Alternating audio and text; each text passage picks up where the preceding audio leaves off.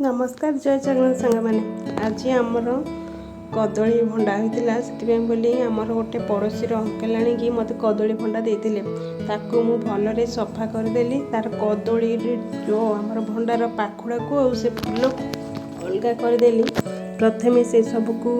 गोटी गोटी करी पाखुड़ा पाखुड़ा बाहर करी अलगा करके सफा कर रखिदेली। से जो भंडा बाहर ताकू भी बाहर साइज कर रखिदेली ताको चका चका कर काटिदेली। आमर जो फूल थिला फूल जो मझे थी केसर को आ फूल को पूरा अलग करदे। केसर से रही खावा को किसी भल लगे से कषा कषा पाटी को लगे जहाँफल पूरा टेस्ट पूरा खराब हो। प्रथमे भंडार फूल को अलग करदे केसर को अलग करदे केसरटा को बाहर फोपाड़ी देवे आ बाकी तो आम फूल रहा फूल को ताकू काटे आमर जो भंडाटा को चिक चिक कर काटिदेली से हलदी आ लुण पानी पकईदेली। हलदी लुण पानी न पकईले से बाहर कला पड़ से प्रथम भंडार से भंडा को काटिकी पकईदेली। जो फूल जाक थी छोट छोट कर काटिकी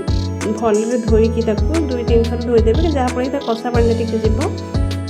आमर हलदी लुण पकईकी 5 मिनिट खंडे सिझेदेवे जहाँफल कि जो आमर बाकी तक जहाँ भी कषा पानी थी से सब बाहर जापर से जो कषा पानी को रखिए कि समय से गरम गैस रोले कि समय रखिए ठंडा करेंगे। ठंडा कर सारापर ताकू भल छाणी ने जपर कि किसी भी पानी रही जदि पानी रमर जो बेसन ये सब देले तापर से जो बहली पानिया हो तार जो बेस्ट आ किसी पकुड़ीर बेस्ट भल आसोनी तो पानिया होगला कौन भल आसो कि काउ गोड़ पाउ गोड़ परिका से प्रथम भल पानी बाहर करदे तापर से सब जिनस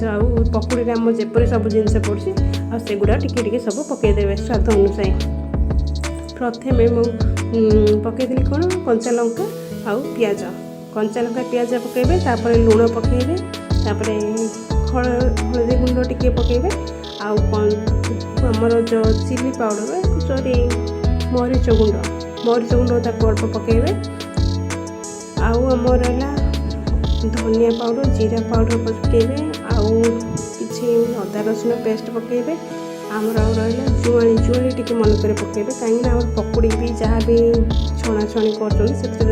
जुआली टी पकईब तार टेस्ट भल आस प्लस देहपाई भल भल हजम हम 2-3 चामच खंडे देखिए जहाँ अच्छी फूलर परिमाण देखिए ताको नेबे। आमर चाउल गुंड 2 चामच आ बेसन गुंड 2 चामच आमर कॉर्नफ्लोर रोचे कॉर्नफ्लोर को आपड़ 2 चामच खंडे नेबे नहीं ताकू भलसे गोले पकुड़ीर पेस्ट जो टाइप बनाऊँ पकुड़ीर से टाइप बनईकी से बेस्रे सब छोट छोट गोल करी से गुड़ा को देवे। देखो ये छोट छोट सब दे दीची से गुड़ा को भल टे सीझा को टाइम लगे ताकू टे तेल भल सीझेबे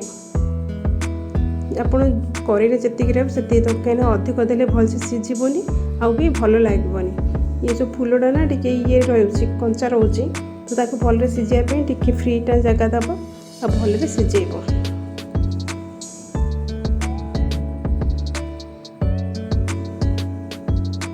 से कड़े जी जगह धरब ता अनुसार ताको पकईब पकईला आमर पकुड़ीर साइज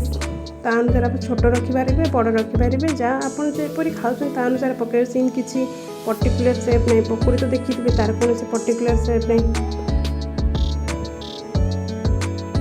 ताकू गोटे साइड टी ब्राउन कलर है आर साइडटा को उल्टे देखिए जपरिक ब्राउन कलर हो जाए ब्राउन कलर है देखो गोटे प्लेट को बाहर करेंगे आउ चिली सॉस कि टमाटो सॉस सहित आप जपरी इच्छा हम से खाइबे। आप देखो खाई थे कमेंट कर जनातु आप छतु पकोड़ा आ पनीर पकोड़ा आ चिकेन पकोड़ा भी भूली जाए एत टेस्ट होती आप थे बन खाई देखु आ भल लगे वीडियो को लाइक से सब्सक्राइब करेंगे आ कमेंट कर कहे किपरि लगे। रोचे जय जगन्नाथ नमस्कार thank you all of you.